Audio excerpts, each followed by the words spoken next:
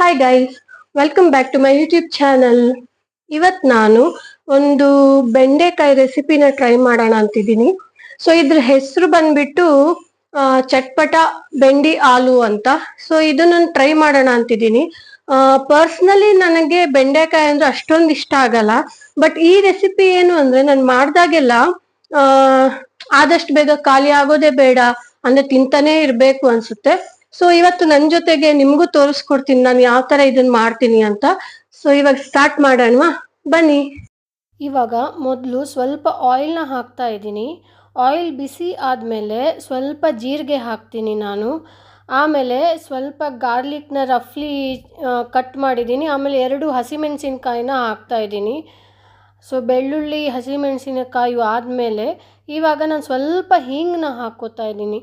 So ಇದನ್ನು ಸ್ವಲ್ಪ ಚೆನ್ನಾಗಿ ನಾವು ಫ್ರೈ ಮಾಡ್ಕೋಬೇಕಾಗತ್ತೆ ಹಸಿ ವಾಸನೆ ಹೋಗೋ ತನಕ.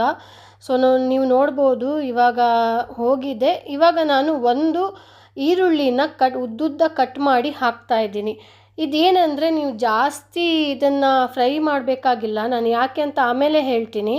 ಸ್ವಲ್ಪ ಕಲರ್ ಚೇಂಜ್ ಆಗೋ ತನಕ ಮಾಡಿದರೆ ಸಾಕು. ನೀವು ಇವಾಗ ನೋಡ್ತಾ ಇರ್ಬೋದು ಕಲರ್ ಚೇಂಜ್ ಆಗಿದೆ.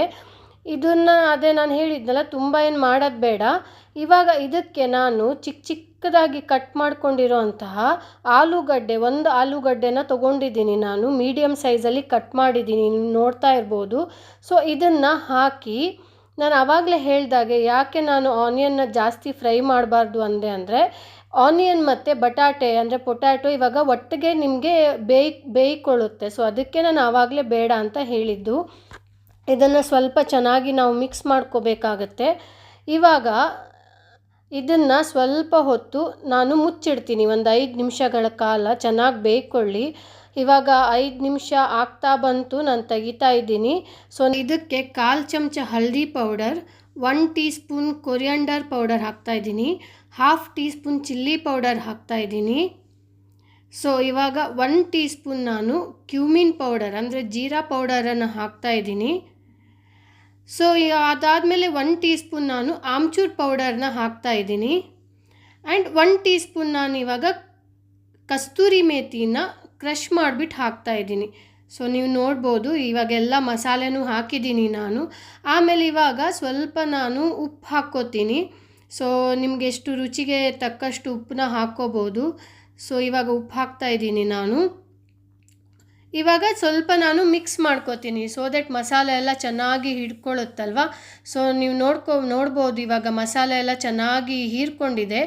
ಇದಕ್ಕಿವಾಗ ನಾನು ಕಟ್ ಇಟ್ಕೊಂಡಿರೋ ಅಂಥ ಬೆಂಡೆಕಾಯಿನ ಹಾಕ್ತಾಯಿದ್ದೀನಿ. ಇದನ್ನು ಸ್ವಲ್ಪ ನಾನು ಮಿಕ್ಸ್ ಮಾಡ್ಕೋಬೇಕಾಗತ್ತೆ. ನೋಡಿ ಚೆನ್ನಾಗಿ ಮಿಕ್ಸ್ ಆಗಿದೆ. 5 ನಿಮಿಷ ಮುಚ್ಚಿಡ್ತೀನಿ. ಇವಾಗ 5 ನಿಮಿಷ ಆಗಿದೆ. ನಾನು ಲಿಡ್ನ ಓಪನ್ ಮಾಡ್ತೀನಿ. ನೋಡ್ಬೋದು ನೀವು ಎಷ್ಟು ಚೆನ್ನಾಗಿ ಬೆಂದಿದೆ, ಫ್ರೈ ಆಗಿದೆ ಅಂತ. ಇದಕ್ಕೆ ನಾನು ಇವಾಗ ಸ್ವಲ್ಪ ಅಂದರೆ ಇವಾಗ 1 ಟೀ ಸ್ಪೂನಷ್ಟು ನಾನು ಇವಾಗ ಇದಕ್ಕೆ ಗರಂ ಮಸಾಲನ ಹಾಕ್ತಾಯಿದ್ದೀನಿ. ಆಮೇಲೆ ಸ್ವಲ್ಪ ಕಟ್ ಮಾಡ್ಕೊಂಡಿರೋ ಅಂತಹ ಕೊತ್ತಂಬರಿ ಸೊಪ್ಪನ್ನ ಆ್ಯಡ್ ಮಾಡ್ತಾಯಿದ್ದೀನಿ. ನನ್ನ ಫೇವ್ರೇಟು, ನಾನು ಎಲ್ಲದರಲ್ಲೂ ಹಾಕ್ತೀನಿ ಇದನ್ನು. ಸೊ ಇದಕ್ಕೂ ಆ್ಯಡ್ ಮಾಡಿಬಿಟ್ಟು ಚೆನ್ನಾಗಿ ಮಿಕ್ಸ್ ಮಾಡಿಬಿಡೋಣ. ಸೊ ದಟ್ ಗರಂ ಮಸಾಲನೂ ಚೆನ್ನಾಗಿ ಎಲ್ಲದಕ್ಕೂ ಪೊಟ್ಯಾಟೊ ಆಗಲಿ ಬೆಂಡಿಗಾಗಲಿ ಚೆನ್ನಾಗಿ ಹಿಡ್ಕೊಳ್ಳುತ್ತಲ್ವ. ಸೊ ಟೇಸ್ಟ್ ತುಂಬ ಚೆನ್ನಾಗಿ ಬರುತ್ತೆ. ನೋಡ್ಬೋದು ನೀವೆಲ್ಲ ಆಗಿದೆ ಇವಾಗ. ಸೊ ಇವಾಗ ಟೇಸ್ಟ್ ಮಾಡೋಂಥ ಟೇಸ್ಟ್ ಮಾಡಿಬಿಟ್ಟು ಹೇಳ್ತೀನಿ. ಹಾಯ್, ಇವಾಗ ಟೇಸ್ಟ್ ಮಾಡೋಂಥ ಟೈಮು. ಸೊ ಟೇಸ್ಟ್ ಮಾಡಿ ನೋಡೋಣ ಹೇಗಿದೆ ಅಂತ.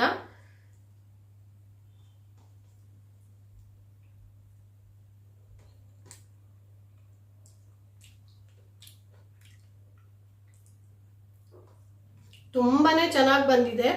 ಇದನ್ನು ನೀವು ಚಪಾತಿ ಜೊತೆಗೂ ತಿನ್ಬೋದು ಪಲ್ಯದ ಥರ. ಬಟ್ ನಾನಿವತ್ತು ರೈಸ್ ಮತ್ತು ಇದನ್ನು ದಾಳಿ ತೋಯ್ ಅಂತ ಹೇಳ್ತೀವಿ. ಇದು ಆ್ಯಕ್ಚುಲಿ ಕರಾವಳಿ ಸೈಡ್ ಸ್ವಲ್ಪ ಕ್ವೈಟ್ ಫೇಮಸ್ ಇದು. ಸೊ ನಾನು ಇದ್ರ ಜೊತೆ ಕಾಂಬಿನೇಷನಾಗಿ ತಿಂತಾ ಇದ್ದೀನಿ ಇವತ್ತು. ಮತ್ತು ಟೇಸ್ಟ್ ಮಾಡೋರು ಯಾರೂ ಇಲ್ಲ, ಸೊ ನಾನೇ ಮಾಡಬೇಕಾಗತ್ತೆ. ಇನ್ನೊಂದೇನೆಂದರೆ ನಾನು ಮಾಡಿದ್ದೀನಿ, ನಾನೇ ಕುಕ್ ಮಾಡಿದ್ದೀನಿ ಅಂತ ನಾನು ಚೆನ್ನಾಗಿದೆ ಅಂತ ಯಾವತ್ತೂ ಹೇಳಲ್ಲ. ನೀವು ಕೂಡ ಒಂದ್ಸಲ ಟ್ರೈ ಮಾಡಿ. ಸೊ ನಿಮಗೂ ಗೊತ್ತಾಗುತ್ತೆ ರಿಸಲ್ಟ್ ಯಾವ ಥರ ಬರುತ್ತೆ ಅಂತ. So thank you.